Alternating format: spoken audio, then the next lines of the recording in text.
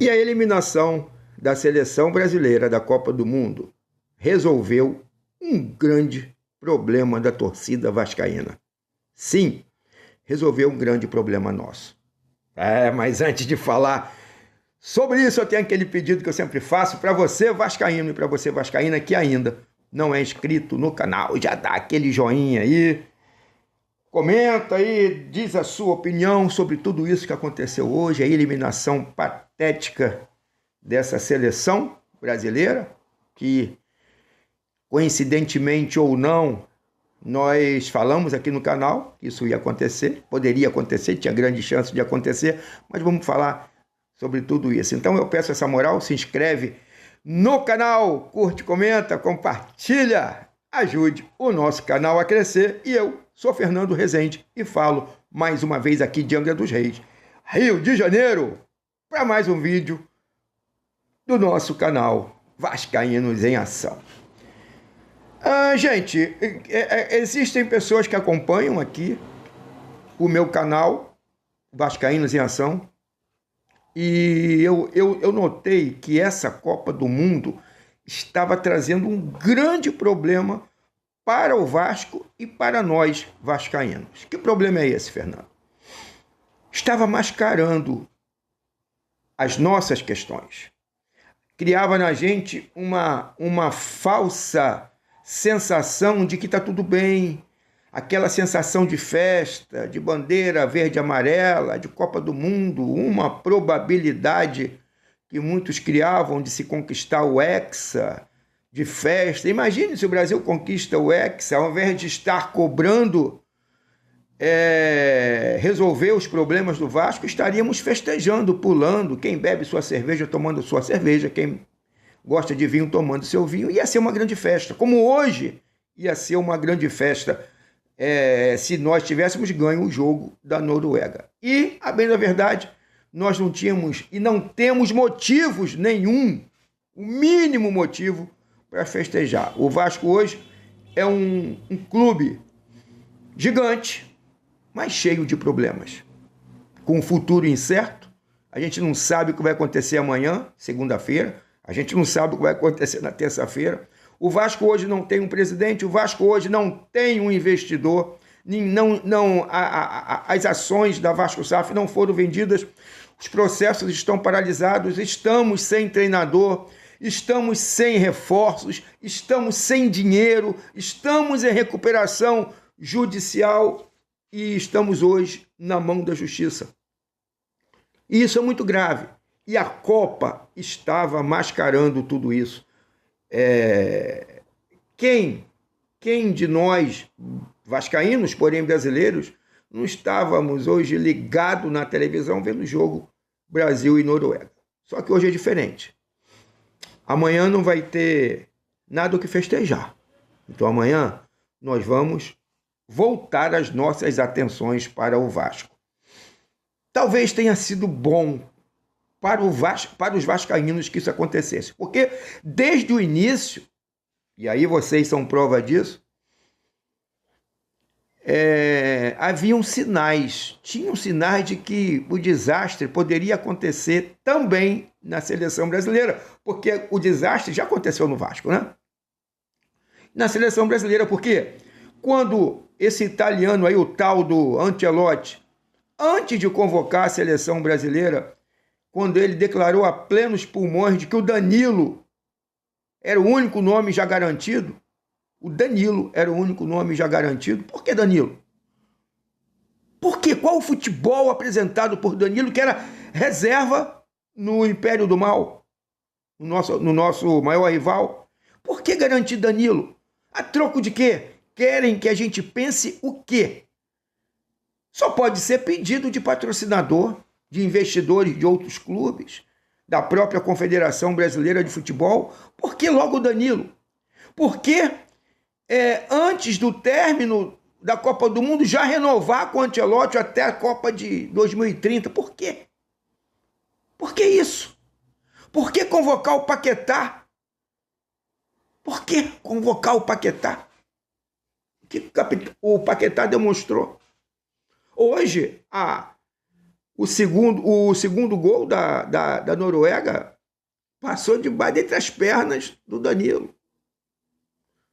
O Danilo deu várias demonstrações hoje de que não tem condições de ser jogador nem deles, que não era a reserva deles, e está aí o resultado. A seleção de empresários, uma seleção que se viu obrigada a colocar o Neymar totalmente fora de forma, e deu no que deu. Uma seleção que não consegue enxergar uma Copa do Mundo, uma seleção que não tem comando. Vê, a Argentina sofre um pênalti, quem bate é o Messi. A França sofre um pênalti, quem bate é o Mbappé. E no Brasil, com o Vinícius Júnior, que a princípio é o craque do time, com o Vinícius Júnior em campo, tem um pênalti a favor do Brasil, e quem bate é Bruno Guimarães. Totalmente nervoso, totalmente despreparado, obviamente que não treinou, e deu no que deu. Mas passou. A Copa de 2026 passou. Essa seleção mulambeira que eu chamei, vou falar de novo, seleção mulambeira. Seleção que os mulambos estavam achando que iam festejar Danilo, Paquetá, Alexandro, o Léo, esse Léo que foi para lá, esse outro zagueiro aí. Uma seleção cheia de mulambos que fez, sim, vergonha. A seleção de mulambos fez vergonha na Copa. Mas o mais importante agora para nós é encarar a realidade e esperar a segunda-feira, a terça, a quarta e ver o que vai acontecer, porque o Vasco hoje é um barco sem rumo, sem leme, sem comandante, sem tripulação, sem porra nenhuma, e a gente não sabe o que vai acontecer. E dia 16 tem jogo contra o Vitória,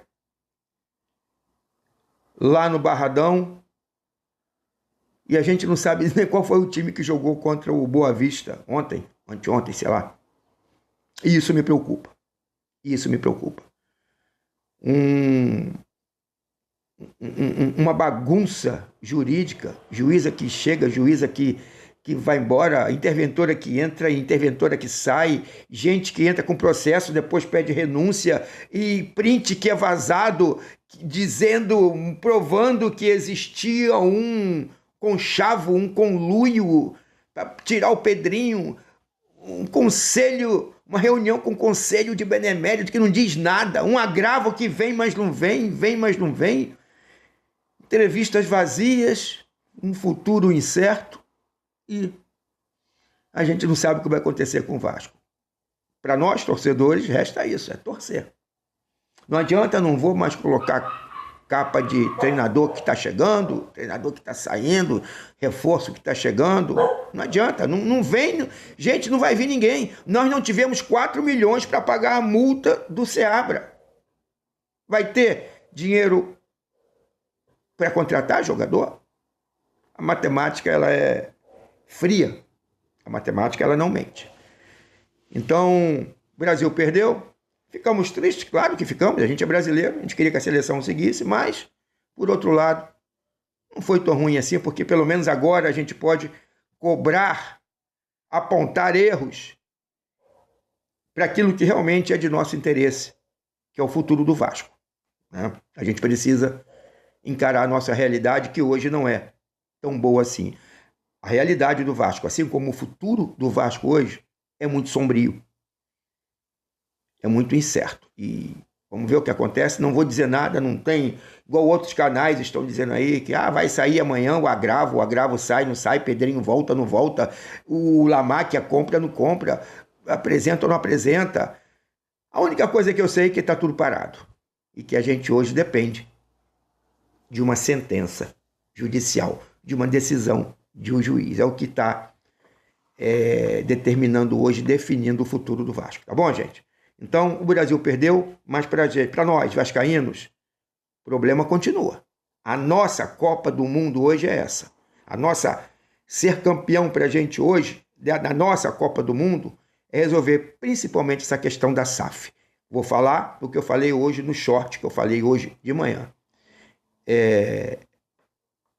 Vascaíno que hoje está torcendo para que as ações não sejam vendidas, são vascaínos que estão defendendo os seus grupos políticos. Não está preocupado com o Vasco, está preocupado com o seu grupinho político. Porque hoje a única saída para a gente, infelizmente, é vender as ações para o Lamáquia comprar e salvar o Vasco da falência. Essa é a verdade. Gente, saudações vascaínas, vamos aguardar. Nossa segunda-feira eu tenho certeza que vai ser recheada de novidades. Saudações vascaínas e até o próximo vídeo.